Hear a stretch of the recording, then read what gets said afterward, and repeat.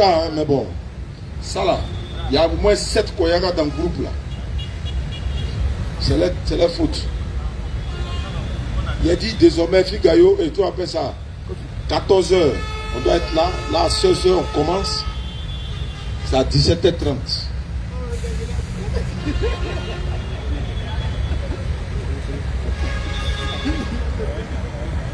Shalom frère, bonne arrivée. Oui, prenez place. Micro pour mon invité.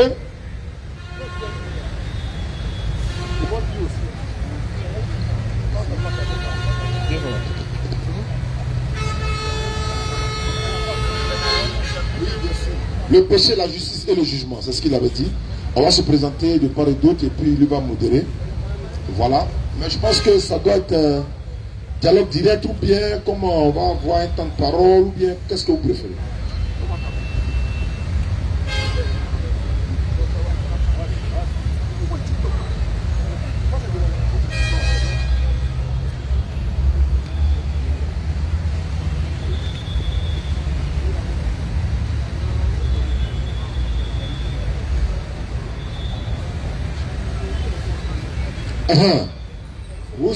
Vous serez aussi appelés à poser des questions. C'est vrai qu'on est pris par le temps, mais Inch'Allah, comme je le dis, c'est chaque samedi, 16 h, 18 h, au jardin de Yopougon.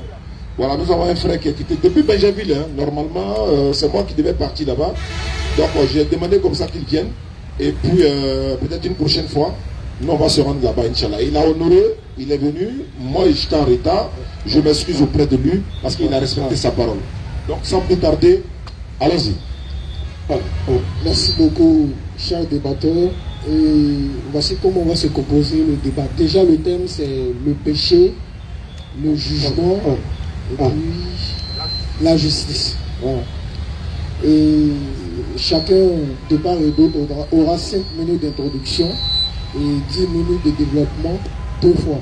C'est-à-dire, après votre présentation de 5 minutes, votre introduction de 5 minutes, lui également, il aura 5 minutes. Après, vous aurez 10 minutes, lui également 10 minutes. Et après, vous aurez également 10 minutes. Et lui aussi 10 minutes. Et puis bon, après, vous pourrez intervenir. Un débat direct. Vous pouvez faire un débat direct. Hein. C'est ça. Ok, d'accord. Ok. Ok, donc allons-y, bien aimé, vous vous présentez. Moi, c'est Oussa Ziané de la DDR. Je suis musulman et je vis à Yopougon et je vous écoute. Merci à tout le monde. Moi c'est Georges, je vis à Benjerville, je ne suis pas pasteur, je suis un serviteur de Dieu, je suis juste un croyant. Seulement je m'intéresse beaucoup à Jésus, je m'intéresse beaucoup à la religion, que ce soit au niveau de l'islam comme au niveau de la Bible. J'aime beaucoup lire et j'aime beaucoup parcourir. Donc, contrairement à vous autres qui êtes toujours dans la religion et qui êtes capable de donner des versets pêle-mêle, aussi rapidement, je ne peux pas faire ça, mais je peux vous orienter sur certaines choses et vous allez comprendre que ce n'est pas des choses que j'ai tirées au pif, mais qui ne viennent pas de moi, mais qui sont véritablement bibliques. Donc, je vous remercie de m'avoir reçu. Voilà, c'est la première fois que nous nous croisons. Je vous remercie de m'avoir reçu. Peut-être qu'on aura d'autres occasions. Si le débat vous a intéressé, c'est sûr qu'on aura encore des occasions de revenir sur certains sujets. Voilà. Et donc, justement, je vais un peu introduire pourquoi j'ai demandé ce thème. Alors, j'ai demandé ce thème parce que, pour moi, on a beaucoup débattu sur Jésus est Dieu, il est fils de Dieu, il est tout. Bon, mais ce qui fait qu'on ne connaît pas Jésus réellement, c'est que les gens ne vont pas en fait dans son enseignement, parce qu'il y a des éléments qu'il a dit qui sont très importants, qui permettent donc de comprendre pourquoi il dit qu'il est Dieu parfois, il dit qu'il est chair parfois, et que quelquefois les hommes eux-mêmes ne savent pas s'il est Dieu ou s'il est chair. Alors, donc moi, ayant parcouru beaucoup de vos vidéos, j'ai vu qu'il y a des questions qui restaient un peu en suspens pour moi. Alors j'ai voulu qu'on revienne là-dessus pour que moi aussi je puisse donner un avis qui va peut-être plus éclairer des personnes encore dans le monde. Bon, aujourd'hui, j'ai dit le péché, la justice et le jugement. Le péché, la justice et le jugement, c'est un verset biblique qui vient de Jean 16, 8. Si on peut prendre la Bible, on peut lire cette partie-là.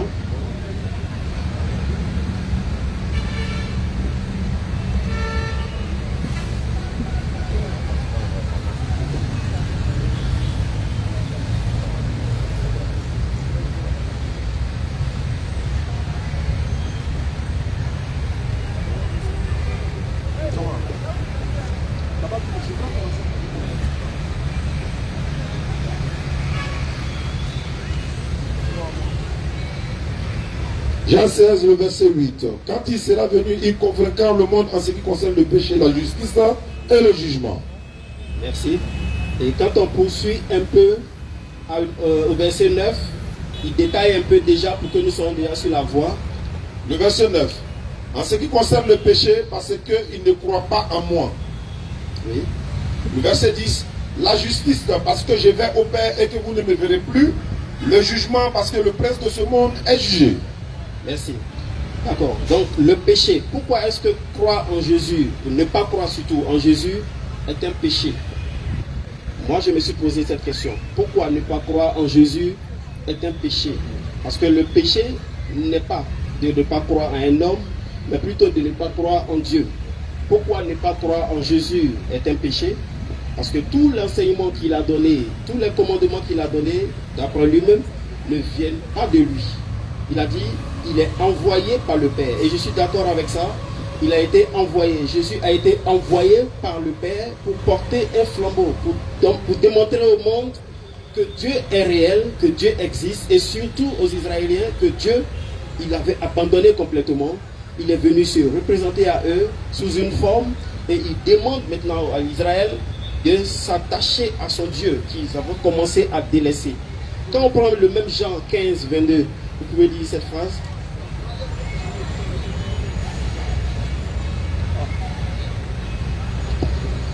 Jean 15, 22. Si je n'étais pas venu et que je ne leur eusse point parlé, ils n'auraient pas de péché.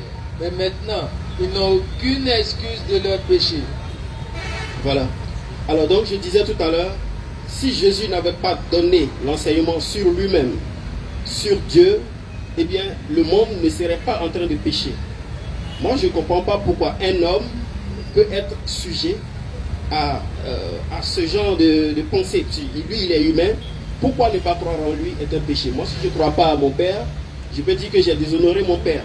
C'est vrai, il y a les 10 commandements, mais ne pas croire en Dieu, c'est là qu'il y a le péché. Pourquoi à ce moment-là, on parle de péché lorsqu'on parle de Jésus?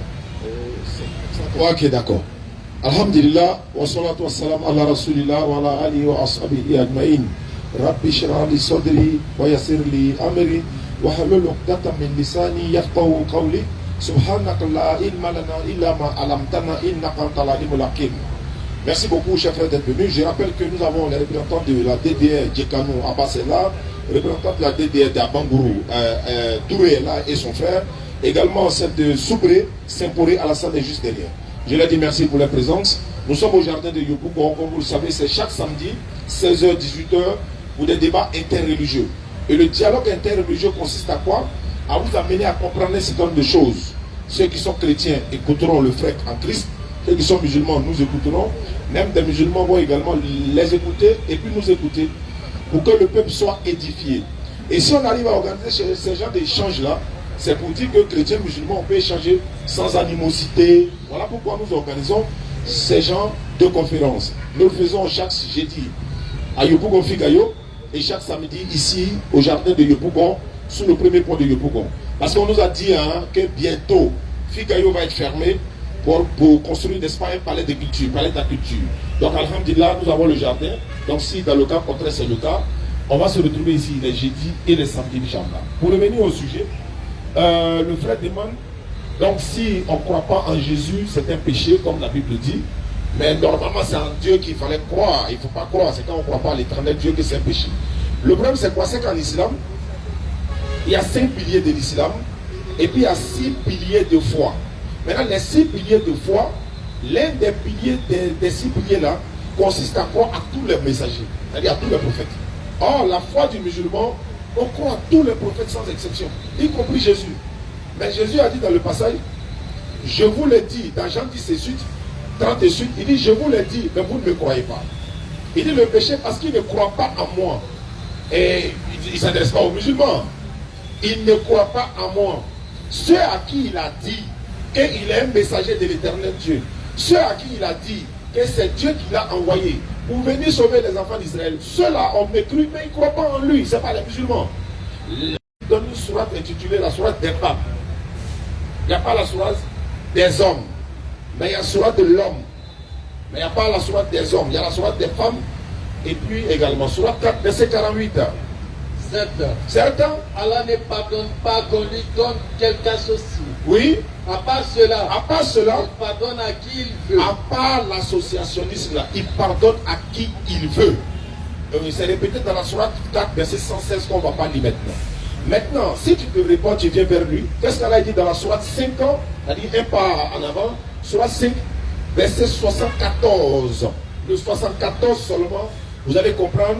Et puis toi, tu me prends sourate 39, 53. Verset 74. Oui.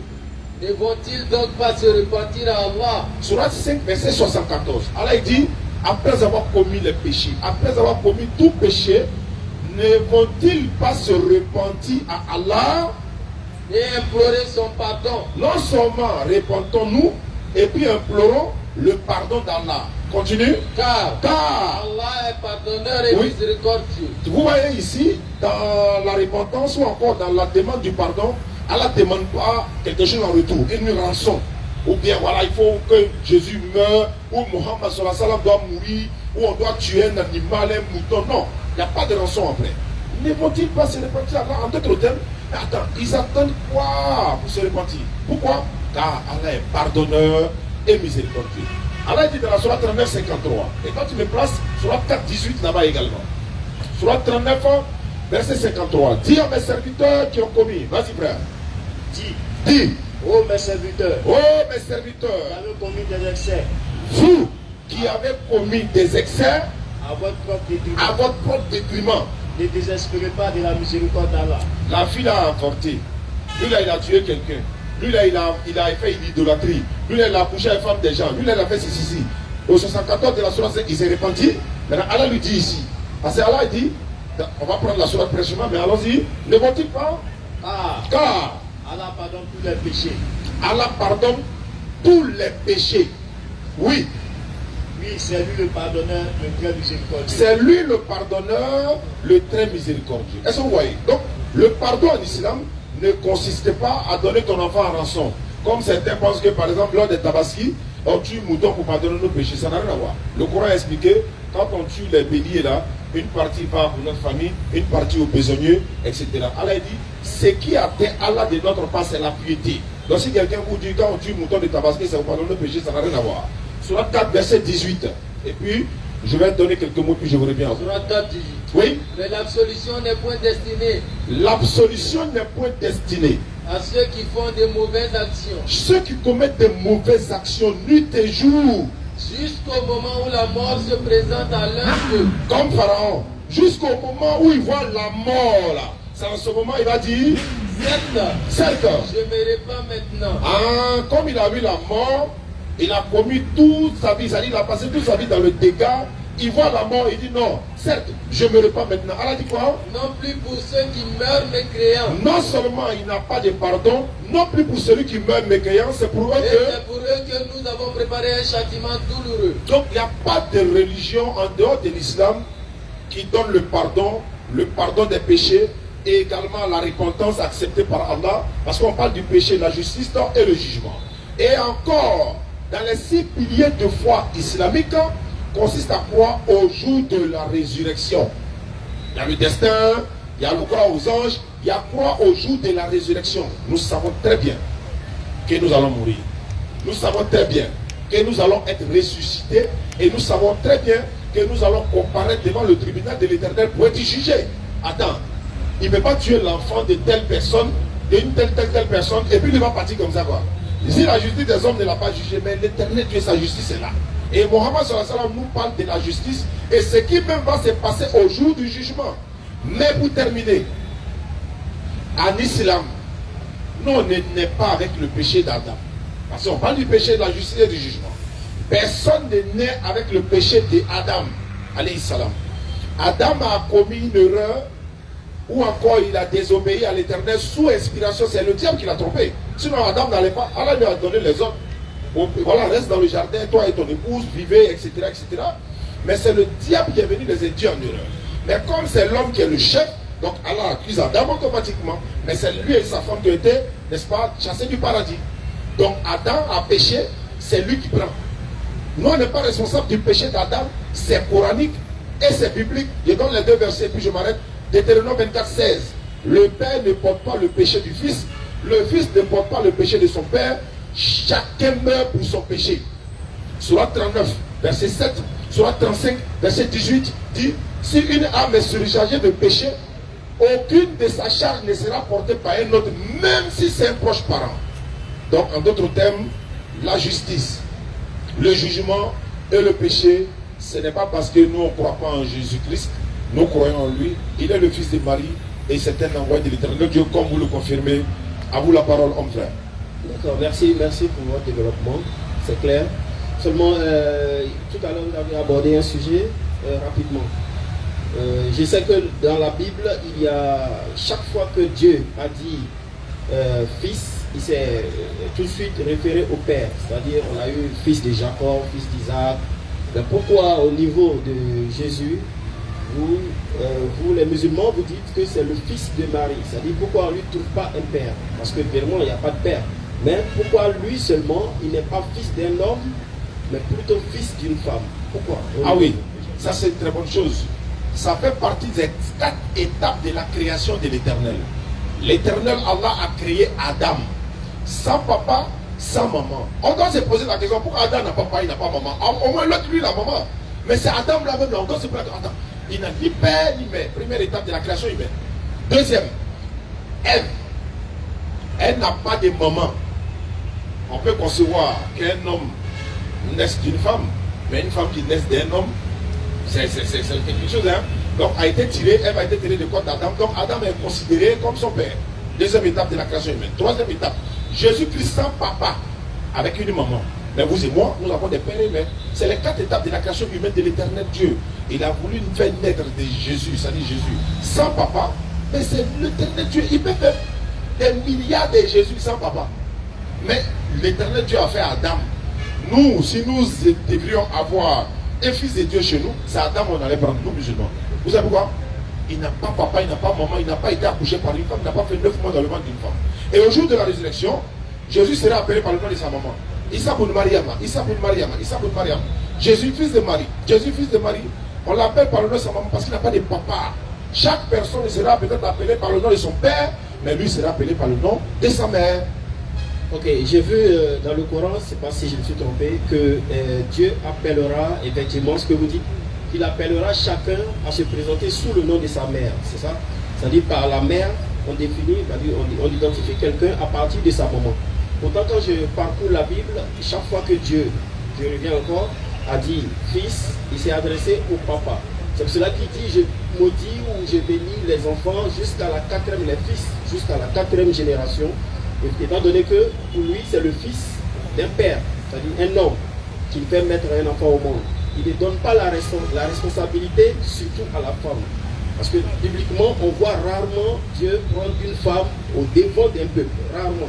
Je n'ai pas dit jamais, mais rarement. Du coup, l'homme est le porte-flambeau de la famille chrétienne. Donc, toujours est-il que Adam, comme vous l'avez dit, c'est la première création.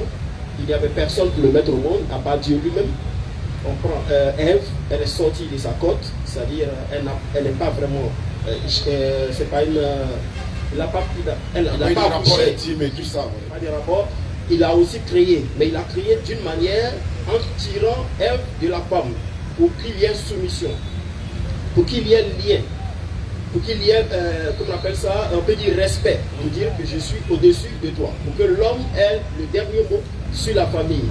Et on a eu Jésus qu'il a voulu former d'une manière spéciale, mais toujours est-il que c'est la lignée de l'argile en fait, je veux dire, c'est la même lignée de l'argile qui vient jusqu'à Jésus. Effectivement. Voilà. Seulement quand Jésus, contrairement à nous autres, comme je vois l'islam le dit, tout autre homme à part Adam est né du sperme.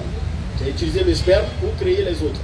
Mais Jésus n'a pas eu ce cas-là. Lui, il a eu un cas spécial, c'est-à-dire l'Esprit de Dieu l'a généré à l'intérieur de la poussière. On sait bien que si on a tiré quelque chose de la poussière, c'est toujours de la poussière. Tu prends un morceau d'argile, tu fabriques une autre de l'argile. Le sperme, c'est un instrument de la poussière. Il est généré de la poussière. Donc la lignée de la poussière ne s'arrête pas du tout tant que nous sommes humains. Quand on devient esprit, c'est fini, ça s'arrête. Alors, j'ai parlé du péché parce que, comme je dis, on n'a pas connu Jésus, il a dit, tous les commandements n'ont pas été acceptés en réalité. C'est pour cela que leur péché est grand. En réalité, ce n'est pas sa personne qui est le problème, mais c'est les enseignements qu'il a donnés qui ne sont pas acceptés par Israéliens et non même par d'autres religions qui viendront après, peut-être les athées, les idolâtres, et tout comme vous l'avez cité. Aujourd'hui, on parle de Jésus comme étant Dieu. Mais à un moment donné, certaines personnes le pensent réellement et je pense qu'ils ont quelquefois raison parce que Jésus lui-même a dit quand il sera glorifié, c'est-à-dire il finit son temps de chair et il se glorifie pour prendre sa puissance auprès de Dieu. Et c'est à partir de cette puissance qu'il est vu comme Dieu. Mais aujourd'hui, nous pouvons prier Jésus, on dit Jésus comme s'il était là, comme s'il était présent. En réalité, dans sa chair, il n'est plus. Mais spirituellement, il est toujours. Je prends un exemple, je dis. On dit par exemple qu'on envoie un policier chez quelqu'un, c'est sûr qu'on dira que la police est chez cette personne.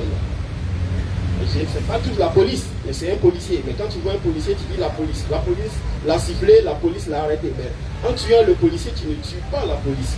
C'est-à-dire Jésus fait partie d'un ensemble plus grand. Et lui, il a voulu le révéler au monde. Il a pris même une parabole, la parabole du grain de sénévé. Je ne sais pas si vous connaissez cette parabole, où il a dit, c'est une petite graine qui vient dans le monde, qu'on plante, mais qui porte énormément de fruits. Voilà. Et donc justement, c'est pour dire que lui, il est venu comme une goutte dans le monde, pour parler à un petit nombre, et ainsi de suite s'étendre.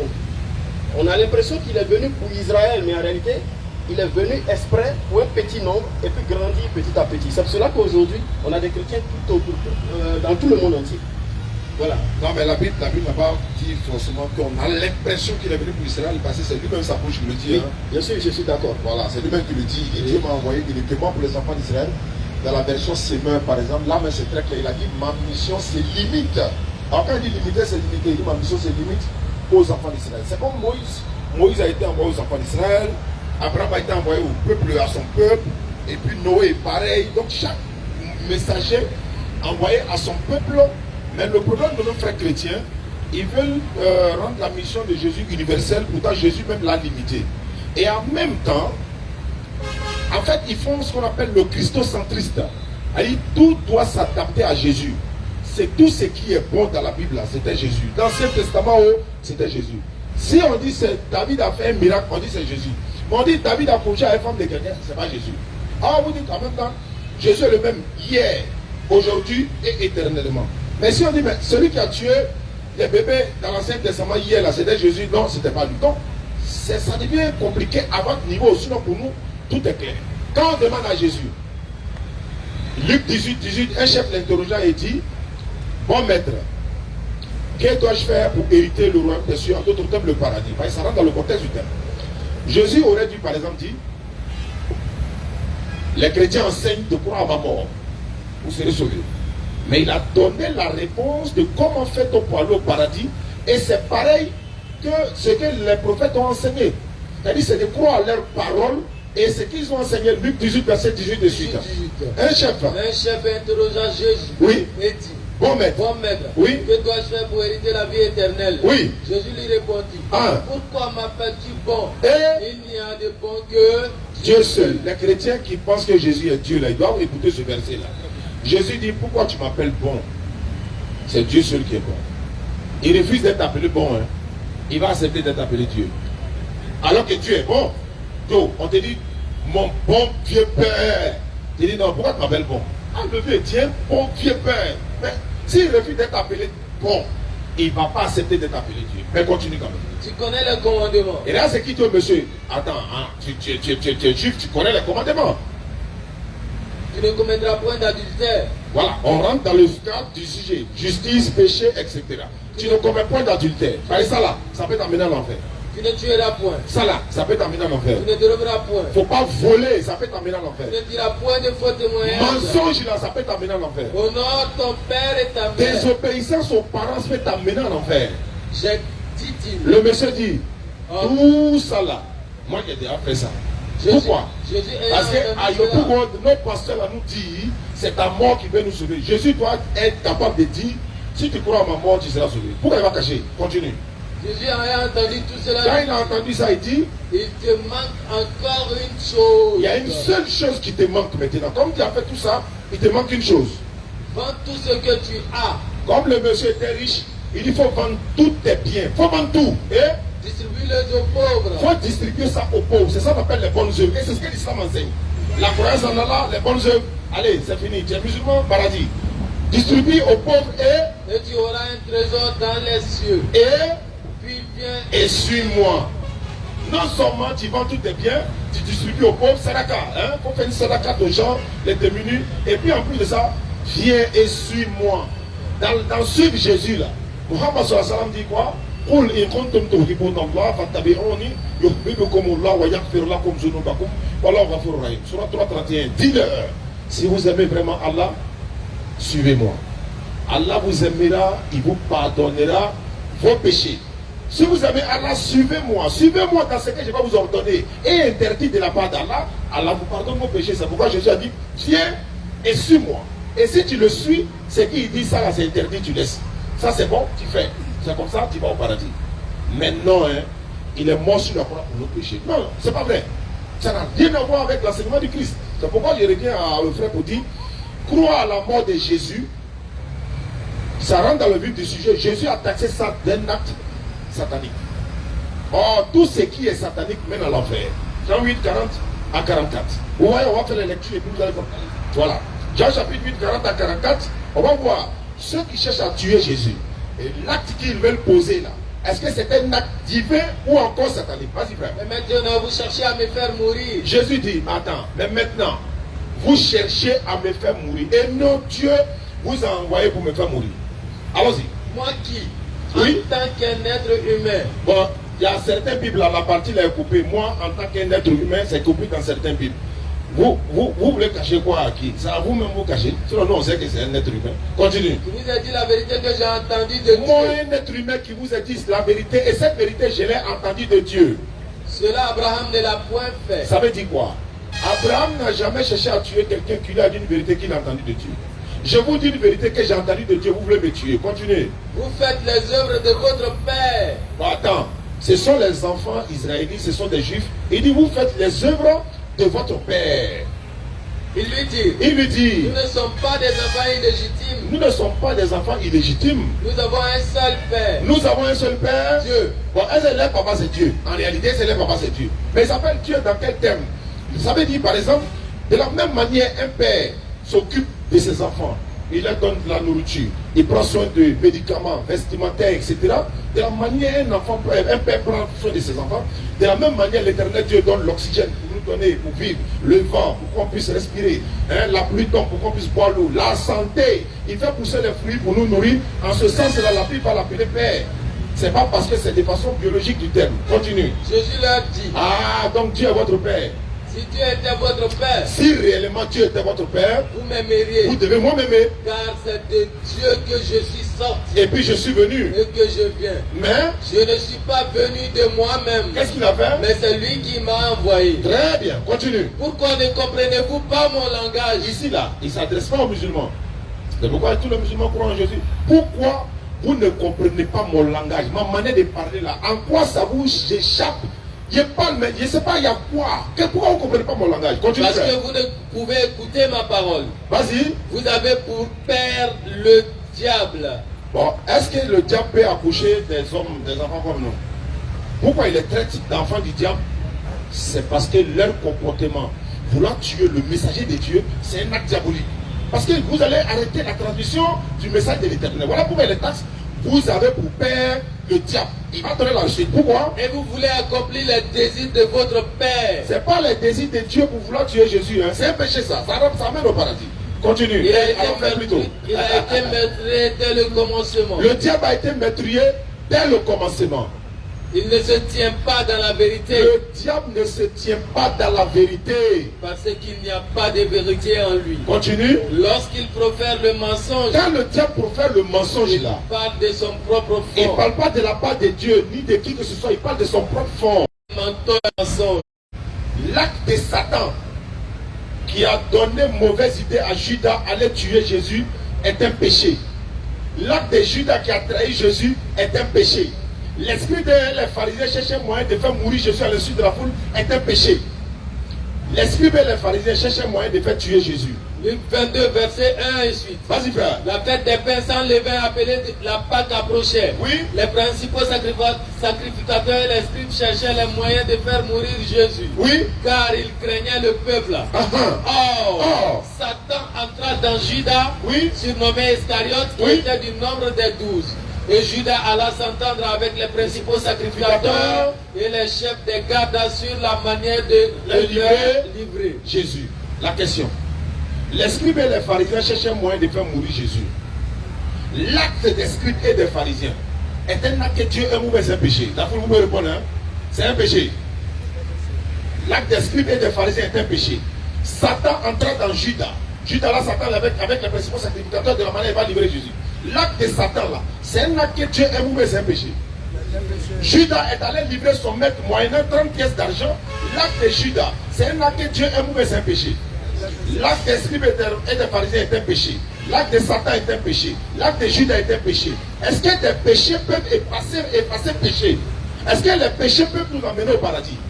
Donc, c'est pour vous dire, comme le sujet c'est le péché, la justice et le jugement, au jour du jugement, la parole que j'ai annoncée, c'est elle qui les jugera au dernier jour. D'accord. Donc, c'est bien qu'on reste dans le sujet, c'est bon. Et vous pouvez prendre Matthieu 26, 26 à 29. Préparez-vous à poser des questions. Hein. Le frère qui était jusqu'à Béjerville, donc il faut qu'il retourne plus vite. Matthieu 26, 26 à 29. Pendant qu'il mangeait, Jésus prit du pain et après avoir rendu grâce, il le rompit et le donna aux disciples en disant: Prenez, mangez, ceci est mon corps. Il prit ensuite une coupe et après avoir rendu grâce, il le la donna en disant: Buvez-en tous, car ceci est mon sang, le sang de l'alliance. Le sang de l'alliance qui est répandu pour plusieurs pour la rémission des péchés. Voilà cette phrase de Jésus. C'est vrai que tuer est un péché, parce que dans les commandements, Dieu a dit: tu ne tueras point. C'est un péché. Alors déjà, le péché, tuer, c'est pour que le Satan soit accusé. En fait, le but de Dieu, c'est Satan s'est tellement concentré sur l'humanité de Jésus qu'il s'est fait lui-même avoir. Jésus, il s'est fait lui-même avoir en passant par des hommes. Il voulait que Jésus soit tué et que cette mort l'accuse, lui, Satan. En fait, c'est un peu le mystère qu'il y a là-dedans. Parce que si Satan doit être jeté aux enfers, il faut qu'il soit accusé de quelque chose. Sachant bien que Satan est le prince de ce monde. C'est pour cela que j'ai pris le jugement. Ça rentre dans le sujet. Bon, Satan étant le prince de ce monde, il ne veut pas que Dieu occupe le monde. C'est-à-dire, lui, il doit demeurer le chef, c'est lui qui doit commander, c'est lui qui doit nous guider nos comportements, les idoles et tout ça, c'est de Satan. Alors, qu'est-ce qu'il voit? Il voit le fils de l'homme, c'est-à-dire quelqu'un qui est fils de Dieu, qui est dans le monde, qui est en train de s'aimer une nouvelle parole. Tout le monde se concentre sur ce qu'il est en train de dire, il est en train de grandir. Alors il fallait l'éliminer très vite. Jésus savait qu'il avait un temps très court. Parce que dès que Satan aura l'occasion de posséder quelqu'un pour l'éliminer, ce serait fini.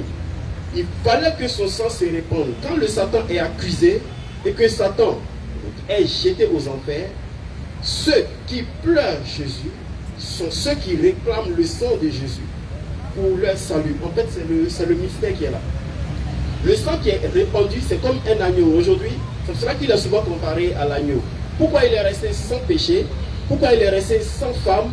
Pourquoi il est resté sans se marier? Pourquoi il est resté à prier, à jeûner? C'est pour se purifier tout le temps. C'est un peu comme quand on va sacrifier quelque chose pour Dieu. On peut le sacrifier, on peut sacrifier quelque chose qui est pur. C'est-à-dire Dieu ne veut jamais qu'on lui fasse un sacrifice, un mouton boiteux ou bien de quelque chose qui a une blessure. Il faut que ce soit pur. Il est demeuré comme ça pour attendre cette mort-là. Déjà au moment du souper, il a dit, mon sang sera répandu en rémission des péchés. Donc tous ceux qui vont implorer mon sang, c'est-à-dire ma mort, qui pleureront pour moi et avec moi, qui s'associeront donc à ma volonté, seront sauvés par mon sang. Voilà le but. Ce n'est pas parce que tuer, nous on réclame, non, tuez-le parce qu'on sera sauvé. Non. Les chrétiens aujourd'hui, on leur présente Jésus, ils seront comme, c'est comme s'ils ont eu un nouvel enfant. Ils vont tous pleurer de voir un homme qui est mort, qui est sorti, et donc il aura vécu la mort. Et c'est ça, c'est comment on appelle ça, ce combat entre Jésus et Satan, dont Jésus est sorti triomphant parce qu'il a été ressuscité, prouve que maintenant tu le pries et tu vas à lui. Et dès que tu es à lui, tu es dans le royaume des cieux. Aujourd'hui, on ne voit plus le Jésus mort du tombeau, mais on voit plutôt le Jésus ressuscité. Mais c'est quoi? Il fallait qu'il passe par la mort. Et sa flagellation, c'était pour le corps. Et c'était pour ça. Le verset que vous avez pris là, Oui. Matthieu 26 là, Oui. quand on prend le verset 21 pour remonter, Jésus est en train de maudire celui qui le livre. Exactement. Mais moi je ne peux pas concevoir que lui il vient pour mourir, quelqu'un grâce à qui il va mourir, il maudit cette personne encore. Exactement. Il a dit, celui-là, Ah. je vous ai choisi, vous les 12. C'est lui qui a choisi les 12 disciples. Bien sûr. Mais l'un d'entre vous est un démon. Il a fait exprès de choisir le démon. Ah mais puis il le maudit encore. Justement, pourquoi? C'est le mystère. Parce que Dieu, non. Dieu a créé le monde, mais le démon de Satan, on ne peut pas dire que Dieu ne savait pas que Satan allait venir dans le monde. Est-ce qu'on peut dire ça? Non, Dieu savait que le Satan avait venu, mais il nous a averti, par exemple. C'est pourquoi la Bible ne peut pas expliquer tout ça. Il a dit dans le Coran, ceux qui vont te suivre, c'est eux et toi, on va prendre pour les jeter en enfer. Mais mes vrais serviteurs, tu n'auras pas de pouvoir sur eux. Exactement. Donc il nous a mis en... C'est comme si l'Éternel nous regarde derrière Satan. Hein. Non, mais il a fait quoi? Il a donné les guides, il a donné des repères pour qu'on sache que celui-là, c'est un fils de Satan, c'est Satan. Et par son comportement. Exactement, par son comportement. Mais comment se fait-il? Je viens pour mourir. Je suis d'accord pour mourir. Et voilà le scénario. Par lui, ça va passer. Mais pourquoi je maudis en disant malheur à l'homme par qui le Fils de l'homme est livré? Il vaudrait mieux pour cet homme-là qu'il ne soit pas né, au lieu de dire plutôt béni par l'homme par qui le Fils de l'homme est livré. Il vaudrait mieux pour eux qu'ils soient nombreux, parce qu'en croyant mort, ils auront la vie éternelle. Mais il le maudit. C'est bien logique ce que vous dites. C'est bien logique. Voilà. Mais je vous dis que Dieu, Et même dans le jardin de Gethsemane, il dit Père, s'il est possible, que cette coupe s'éloigne de moi. Exactement. Attends, tu es venu pour ça, non? Oui, ça va s'éloigner comment? exactement. Mais faut prendre. Oui, je vous dis, Jésus a dit ça. Voilà. Exactement. Il a dit que la coupe s'éloigne de moi. Dans sa chair. Je vous dis, la souffrance qu'il allait endurer était insupportable à ce moment-là. Elle était très insupportable. Mais il sait qu'il va nous sauver avec cette mort, non? Et il attendait ça. C'était presque sa passion. On dit, Mais il ne doit plus pleurer. non, il attendait ça. Pourquoi? Parce que la mort en elle-même, C'est douloureux. elle est douloureuse. Et Jésus étant chair 100%, pouvait pleurer de la mort. Aujourd'hui, nous sommes ici, nous sommes humains. Chacun de nous a une âme. Mais si nous savons que notre chair n'était rien d'autre qu'une enveloppe, tout le monde va accepter de mourir pour aller au paradis. On fait les choses et puis on meurt et puis on va avec notre âme. Mais chacun de nous va pleurer tout de suite. Si on présente une arme, tout le monde va fuir. Une arme, hein, tout le monde va fuir. On protège quoi? Notre chair. On laisse notre âme qui est invisible. On ne sait même pas si l'âme même reste à la maison quand on vient, mais on court quand même avec notre chair. C'est quoi le péché chez vous, le christianisme? Par exemple, est-ce que prendre plusieurs femmes, par exemple, c'est un péché? Pour moi, prendre Parce qu'on parle du péché, la justice et le bien sûr, jugement. bien sûr. Pour moi, prendre plusieurs femmes. Non, je dis chez les chrétiens, pas pour vous. Bon, d'accord. Le christianisme, je n'ai pas vu une interdiction biblique en ce qui concerne les femmes. Je n'ai pas vu dans toute la Bible que Dieu a dit tu ne prendras pas deux femmes. Mais il a dit tu ne prendras pas ta soeur, tu ne prendras pas ta mère, tu ne prendras pas la femme de ton voisin, mais tu as la possibilité de te marier tant que tu peux t'occuper de ces femmes. D'accord. Donc, en ce qui concerne, le verset qu'on a pris, je le remets maintenant dans son concept. Bien sûr. Il fallait que c'est le consolateur qui devait venir pour vous conduire dans ce qui concerne le péché, la justice et le jugement. On va aller pas à pas. Quand le consolateur vient, je vais parler par exemple de l'église. Quelle est la solution que l'église donne pour nos sœurs musulmanes ou non musulmanes qui n'ont pas de mari? Le supplice des femmes, par exemple, dans les églises, quelle est la solution pour le consolateur qui doit nous juger, c'est-à-dire qui doit nous conduire dans la justice, le péché et le jugement? D'accord. Il a dit, quand ce consolateur viendra, il vous guidera dans tout. Et il dit encore, le péché, la justice et le jugement. Qu'est-ce que le péché pour lui? C'est qu'il ne croit pas en moi. Ce n'est pas le fait de... C'est-à-dire, on a cité beaucoup de péchés, mais mes enseignements. Lui, ce qu'il appelle péché, c'est parce qu'on ne croit pas en lui. Il a déjà indiqué que... Nous, musulmans, on croit en lui, donc on n'est pas dans le péché. Si vous croyez en Jésus, vous devez faire ses commandements. C'est-à-dire, vous avez les commandements de Jésus, vous les connaissez. Mais nous, on sait que c'est un prophète, c'est un envoyé de Dieu, c'est le fils de Marie. Ça, c'est pas un commandement. Ça, vous êtes en train de le décrire. Le commandement de Jésus, il dit, c'est de croire en celui qui l'a envoyé. Oui. Il dit, ma doctrine n'est pas de ce monde. Et puis il a dit, c'est de croire en celui qui m'a envoyé. Jean 17, verset 1 à 4. Vas-y, frère. Après avoir ainsi parlé, Jésus leva les yeux au ciel et dit, Père, l'heure est venue. Oui. Glorifie ton Fils afin que ton Fils te glorifie. Selon que tu lui as donné pouvoir sur toute chair, afin qu'il accorde la vie éternelle à tous ceux que tu lui as donné. Or, la vie éternelle, c'est qu'ils te connaissent. Toi, le seul vrai Dieu et celui que tu as envoyé, Jésus-Christ. Non, crois cela. Je t'ai glorifié sur la terre. Oui, j'ai achevé l'œuvre que tu m'as donné à faire. J'ai fait connaître ton nom. Mais tout ça, on sait, ton nom n'est pas dans le péché là. Je vais vous donner un passage. Si on n'est pas dans le péché là, on doit savoir qui est dans le péché là. Après, c'est qui est dedans. Mais je vais quitter dedans d'abord. Voilà le péché. Voilà le péché. Il a bien circoncis. J'ai dit bien, le péché, c'est de connaître Jésus. De le connaître. De le connaître comment? Comme l'envoyé de Dieu. Comme l'envoyé de Dieu. Comme le fils de Marie, comme le messager, comme envoyé aux enfants d'Israël. Tout ça, il a dit. Est-ce que Satan accepte ça? Bon, ça c'est Satan. Non, moi, je défends l'islam ici. Non, je vous dis. Pourquoi? Donc Satan n'accepte pas ça. Parce que le péché, ça ramène tous ceux qui ne croient pas en ça à Satan. C'est-à-dire ceux qui ne font pas ça, ils sont de Satan. C'est pour cela qu'ils l'ont livré. Donc on dit du coup que tous ceux qui ne font pas ça, qui ne croient pas en Jésus, sont des Satan. Bon, quand on prend Jésus, vous croyez à lui comment? En tant que fils, homme ou esprit. En tant que ce que lui-même a dit de lui-même. Il a dit quoi? Voilà. On va faire les lectures maintenant. Voilà, Jean 7. Il ne faut pas qu'on change le débat. Oui. Parce que je ne veux pas aller dans ce débat. D'accord, donc il faut laisser. Allez-y. Nous, on croit en lui. Oui. Il a dit que lui, il est un envoyé de Dieu. Exactement. Il dit, il n'est pas venu de lui-même, mais c'est Dieu qui l'a envoyé. Oui. Moi, musulman, j'ai dit Amen. Okay. Jésus est né miraculeusement, sans papa, avec une maman, sans le rapport intime. Je crois en cela, j'ai dit Amen. Jésus dit de sa propre bouche que Dieu l'a envoyé uniquement aux enfants d'Israël. Je crois en ça, j'ai dit Amen. Jésus a annoncé le consolateur qui doit venir après lui, qui va vous conduire dans toute la vérité. Et ce consolateur, on peut parler de ça après, mais ça c'est Mohammed sallallahu alayhi wa sallam, le messager qui a été envoyé par l'Éternel à l'humanité tout entière. Je crois en ça, j'ai dit Amen. Jésus, sa maman s'appelle Marie. Marie là, elle est une femme vertueuse. Selon l'islam, Marie est déjà admise au paradis d'office. Je crois à ça. Selon encore la Bible, ou bien selon l'islam, tous les prophètes là, il n'y a pas un pécheur parmi eux. Vous avez dit tout à l'heure, parce que Jésus, il est l'agneau, il doit être sans péché. Mais par ricochet, les autres prophètes aussi ne sont pas pécheurs. Ça c'est selon l'islam. Aucun prophète n'est pécheur. Pourquoi? L'Éternel, tu as choisi des personnes de bonne moralité. Leur rôle là, c'est de nous tirer du péché. Mais eux, ils sont pécheurs, ils vont nous tirer de quel péché? Et puis ils vont nous dire quoi? C'est comme quand tu es dans la lait, moi aussi dans la lait, toi tu me dis quoi? Non, lui il a été doté d'une bonne moralité, venu nous étudier, c'est-à-dire nous tirer des ténèbres à la lumière. Donc les prophètes ne pêchent pas, y compris Jésus. Mais nous musulmans, on croit ça. Maintenant, moi je vous retourne la même question. Selon Jésus et selon vous, il est qui? De la manière qu'il est développé là. Je veux savoir votre position aussi par rapport à lui. Et puis on va voir entre nous deux qui croient en lui. Jésus a dit, quand vous demandez quelque chose à mon Père, demandez à mon nom. D'accord? Voilà, c'est dit quoi? Et désormais, il est l'écran entre Dieu et les hommes. Que nul ne vient au Père sans passer par moi. Il n'a pas dit nul ne va, il dit nul ne vient au Père sans passer par moi. Avec des va là.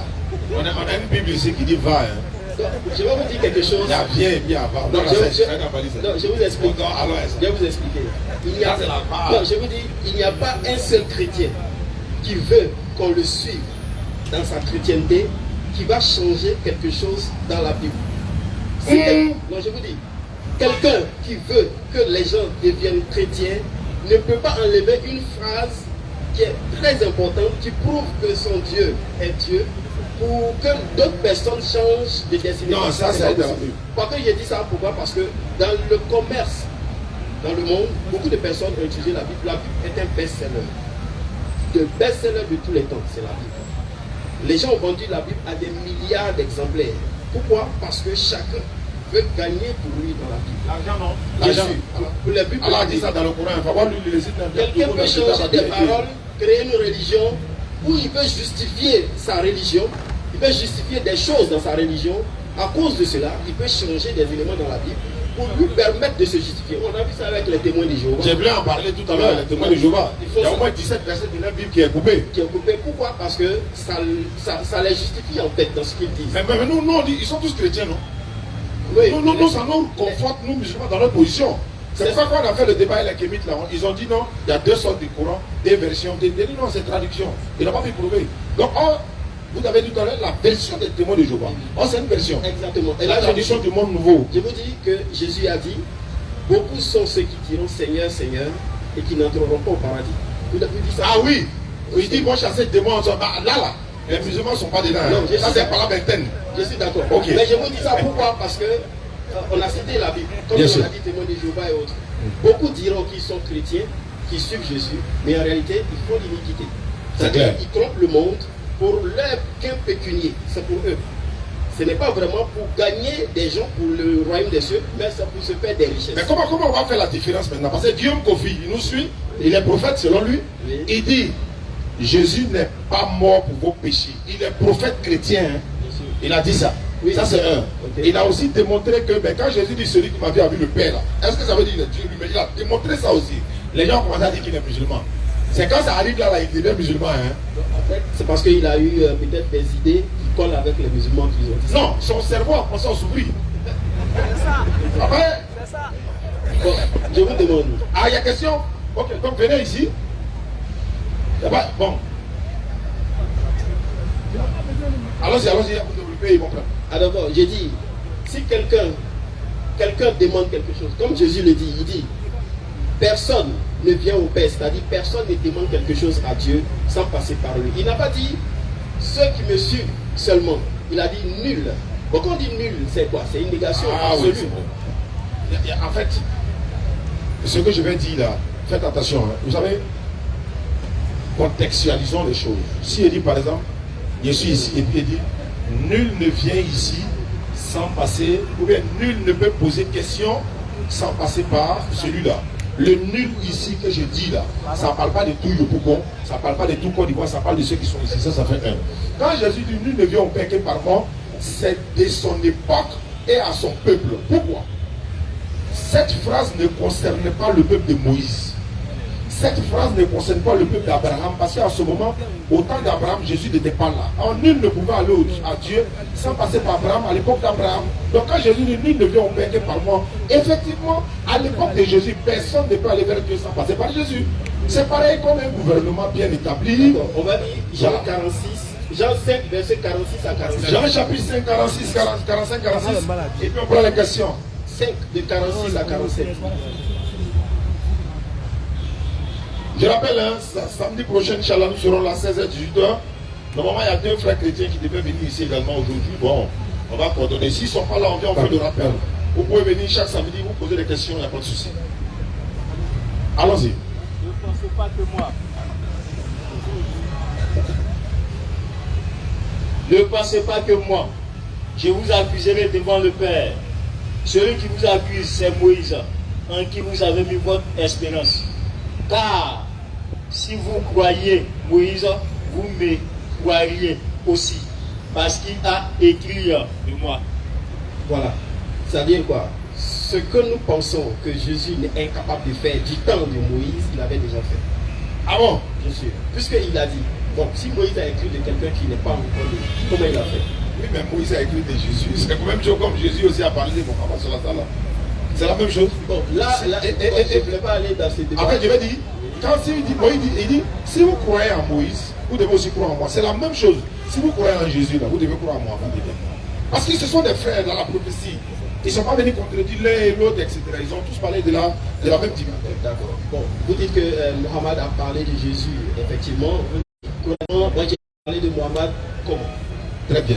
Quand Jésus dit, il est avantageux que pour vous que je m'en aille, car si je ne m'en vais pas, le consolateur ne viendra pas. En d'autres termes, le Saint-Esprit ne viendra pas. La question est de savoir de quel Saint-Esprit parle-t-il qui doit venir après lui son départ. Il a dit le Saint-Esprit, on est d'accord. Mais de quel Saint-Esprit? Parce que les esprits sont les prophètes. Dans 1 Jean 4, verset 1, la Bible dit, bien-aimé, n'ajoutez pas foi à tout esprit, car mettez les esprits en hébreu pour voir, car plusieurs faux prophètes sont venus dans le monde. Ici, l'esprit, n'est-ce pas, est conforme aux prophètes.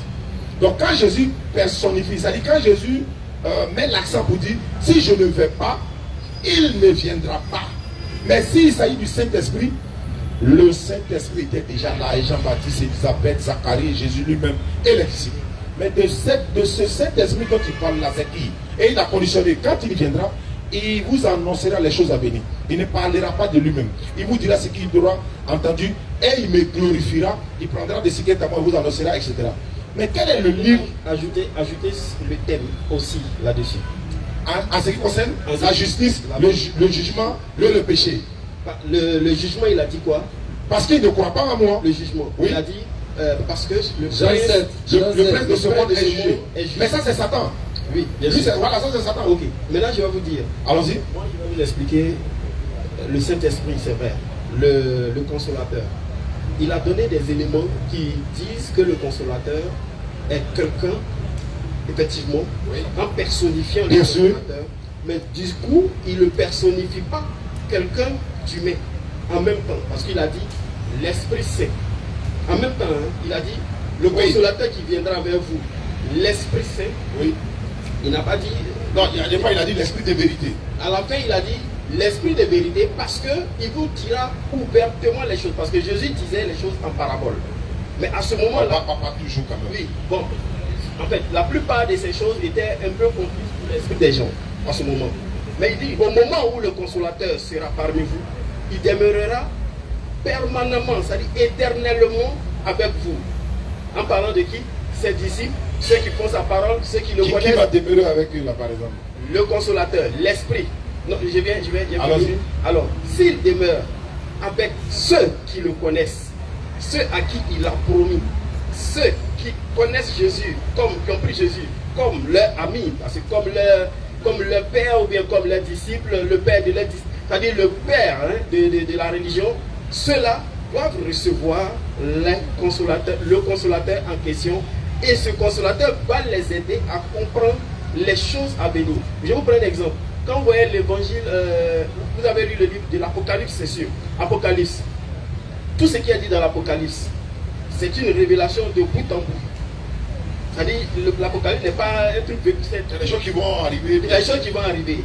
Et si je dis que c'est le consolateur qui a dévoilé cela à l'apôtre Jean en 98 dans l'île de Patmos, par exemple. D'accord. Ce consolateur dont on parle là, la condition pour qu'il vienne, Jésus de lui ne doit pas être là. Exactement. Alors que Jésus n'est pas encore parti, mais le Saint-Esprit est avec tout le monde déjà. Exactement. Je vous dis, Jésus lui-même était l'émanation du Saint-Esprit. J'ai dit aussi. Parce que du coup, il dit, ce consolateur, je vous l'enverrai. Mais je prierai le Père pour qu'il vous donne un autre consolateur. Ce n'est plus lui. Quand le vieux Siméon a pris Jésus, il dit, mes yeux ont vu la consolation d'Israël. Il a vu Jésus. Ouais. Et il a appelé le consolateur, puisque c'est la consolation. La consolation d'Israël. Exactement. Mais Jésus dit, si je ne vais pas, il dit, si je ne vais pas, mais il ne vient pas. Il est avantageux pour vous que je m'en aille.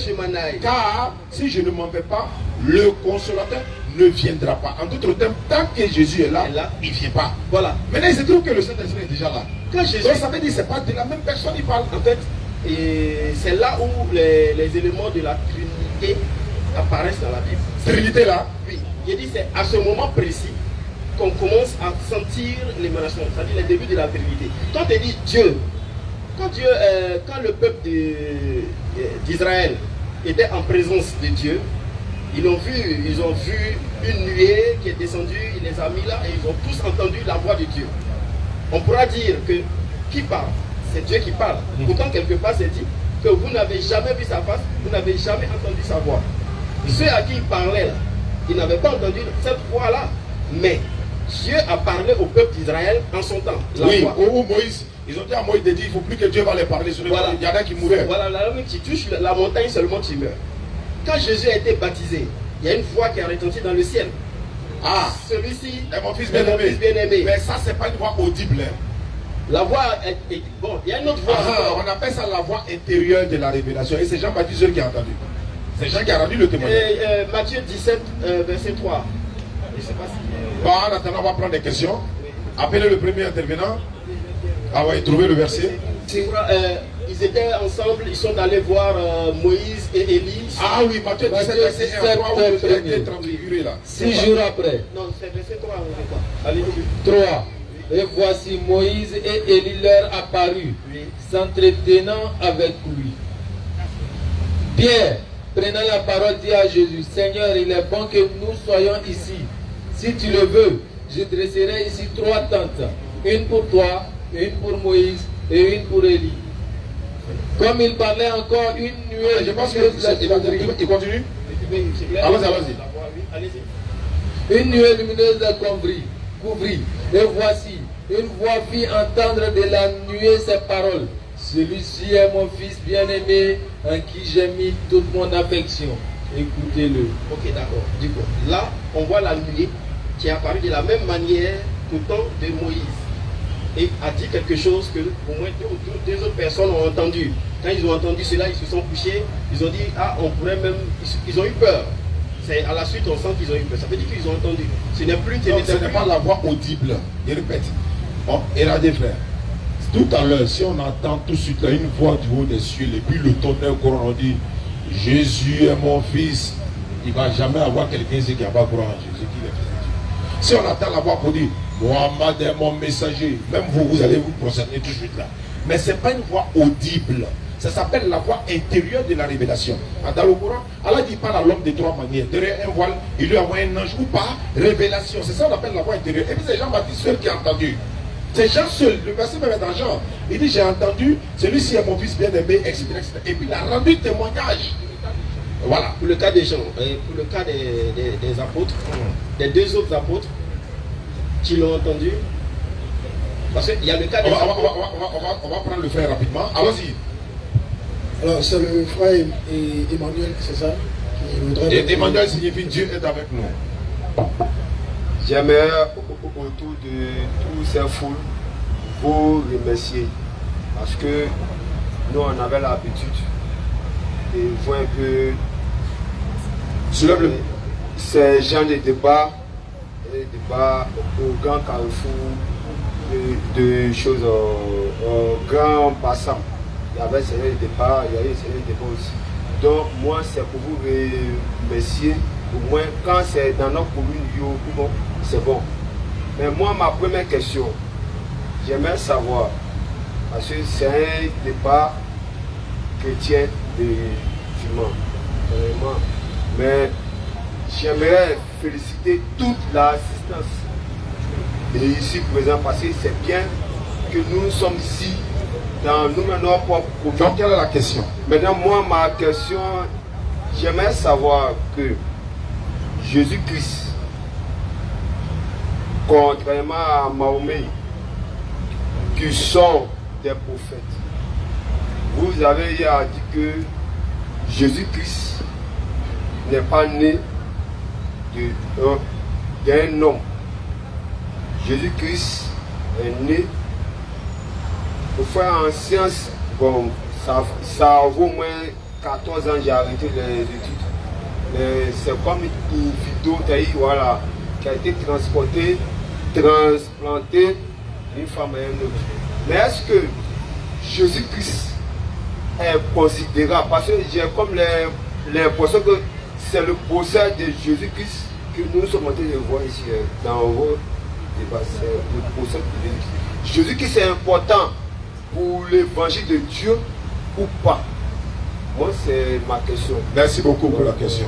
Au stade avant, il y a quelqu'un qui a perdu sa clé. La clé de sa voiture. Voilà, donc ça va. Ah, ok. Il y a quelqu'un qui a perdu sa clé de sa voiture, donc fouillez la poche rapidement. Voilà. Le frère Emmanuel, nous, en islam, nous, on prêche l'islam. On appelle Emmanuel, par exemple, à devenir musulman.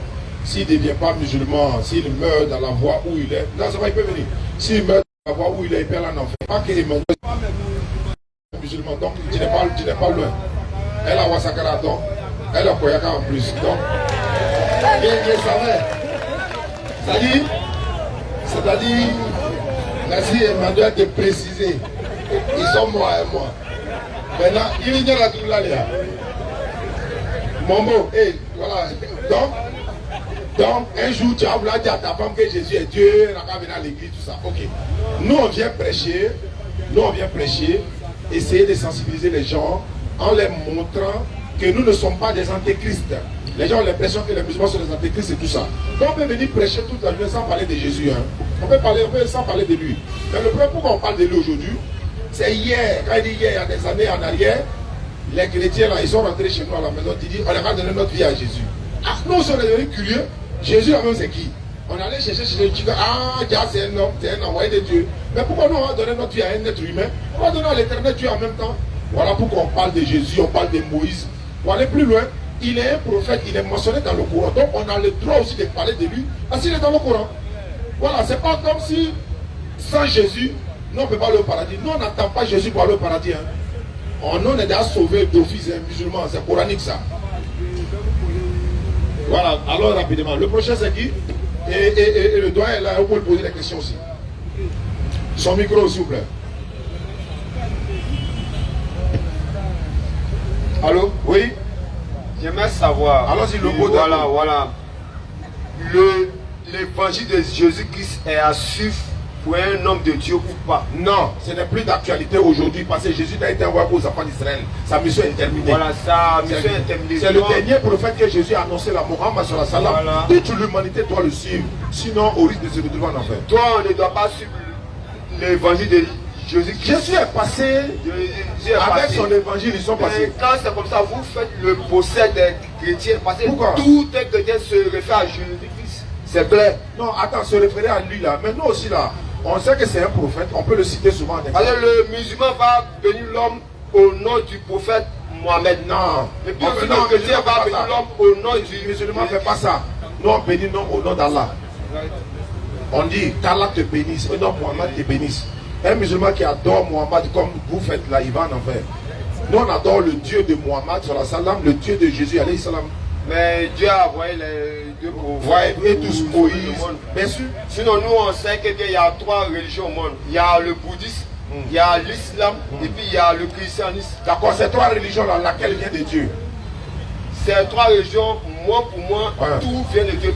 Toutes les religions convergent à Dieu. Tu ne peux pas prouver. C'est l'islam seul qui vient de Dieu. Pourquoi? C'est l'islam seul. Je te donne la preuve. Je te donne la preuve. Je te donne la preuve. Le bouddhisme porte le nom de qui? Le bouddhisme, ça porte le nom de qui?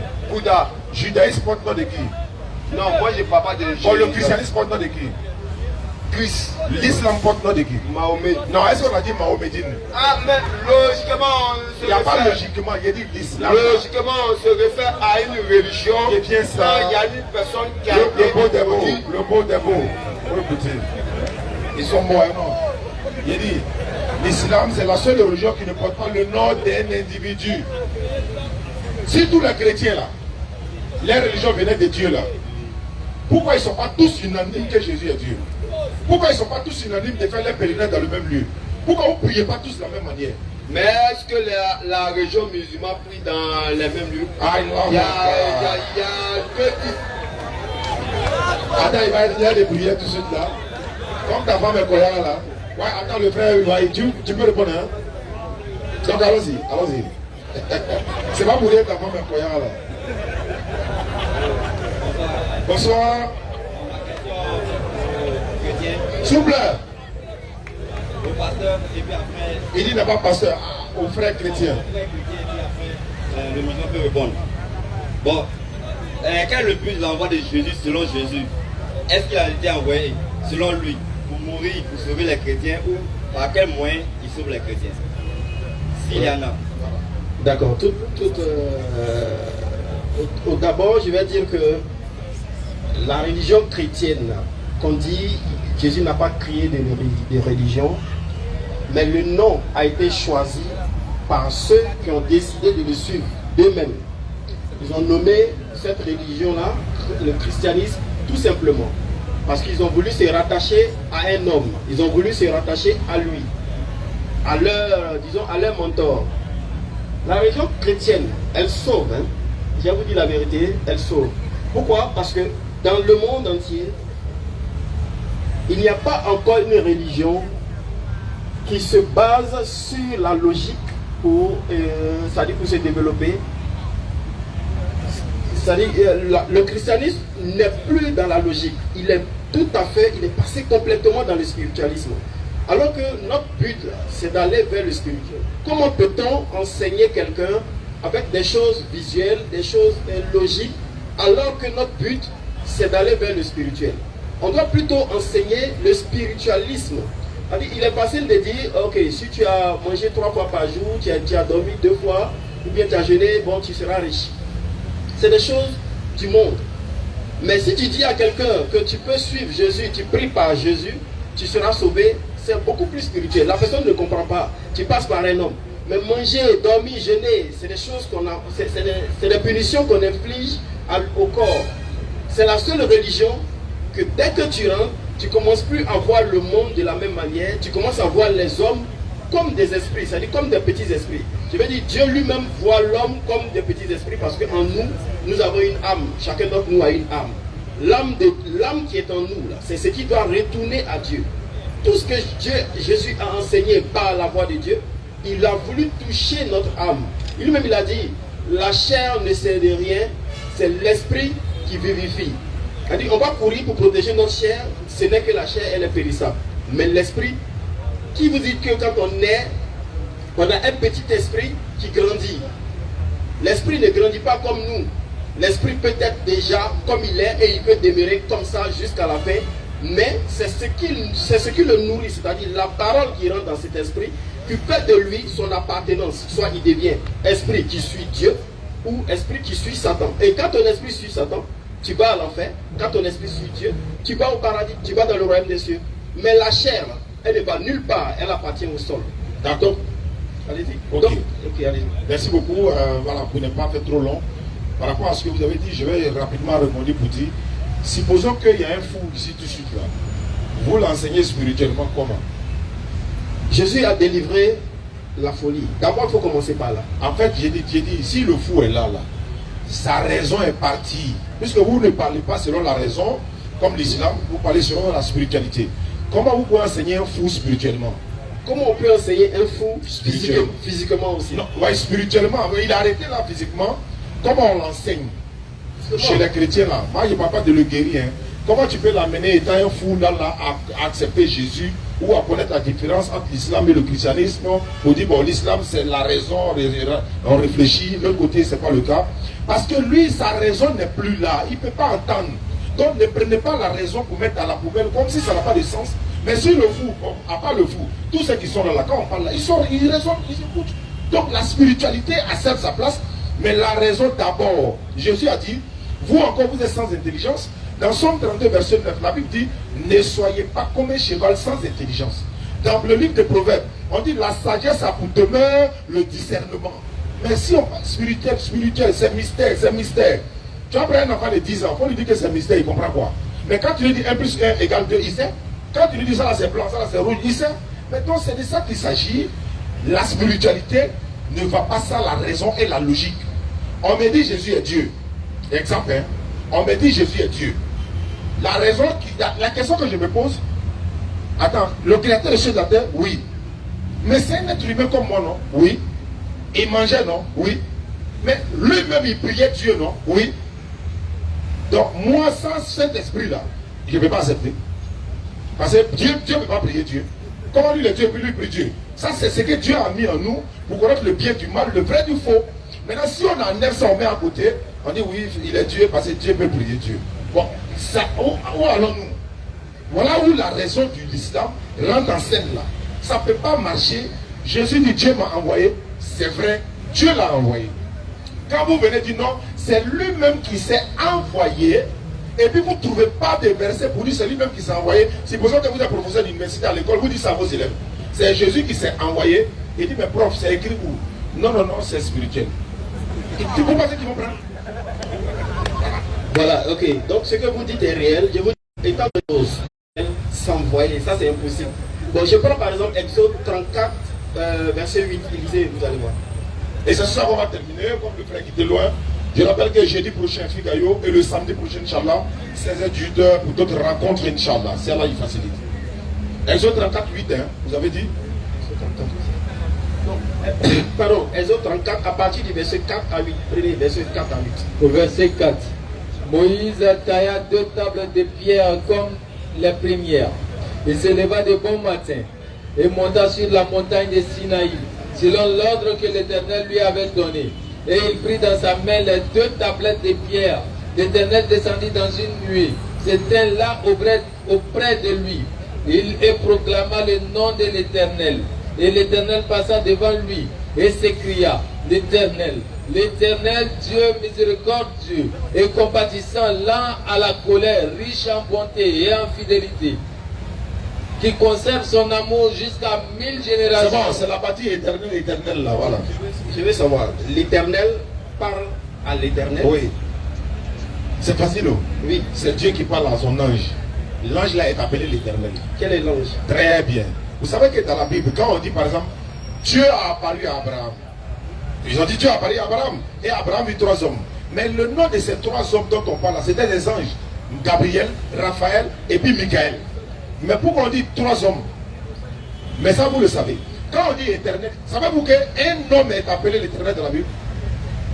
Il y a où dans le passage? Non, je sais. En fait, je ne veux pas extrapoler. Je veux juste dire que dans ce moment, Moïse se tient devant l'Éternel.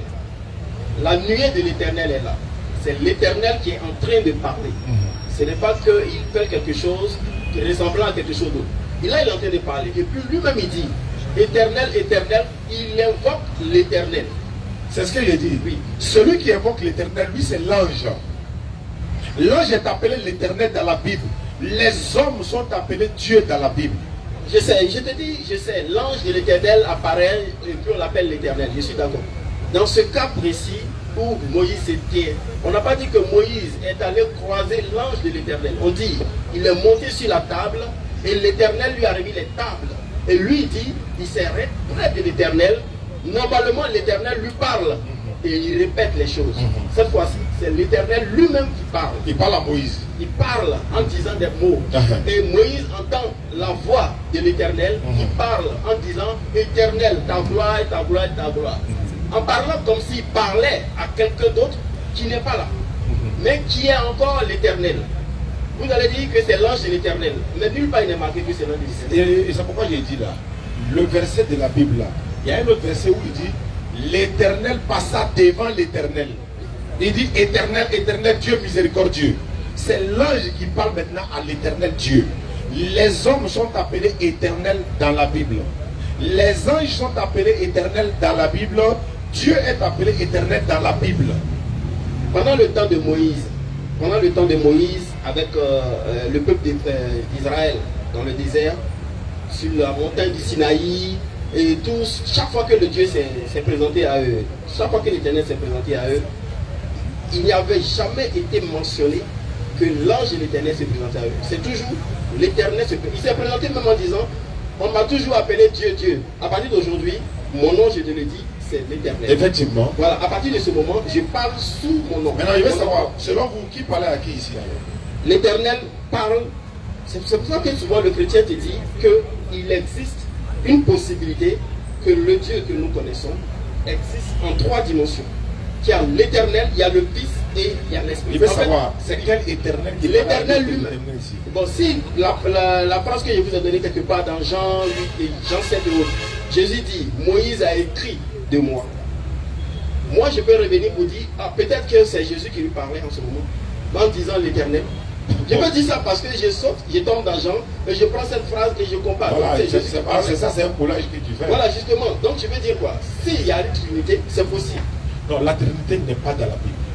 Donc quand Jésus dit, vous baptiserez tout le monde au nom du Père, voilà, au nom du Fils et du Saint-Esprit. Et au nom du Saint-Esprit. Or, la Trinité consiste à dire Dieu le Père, Dieu le Fils, Dieu le Saint-Esprit. Cette phrase-là n'est pas biblique.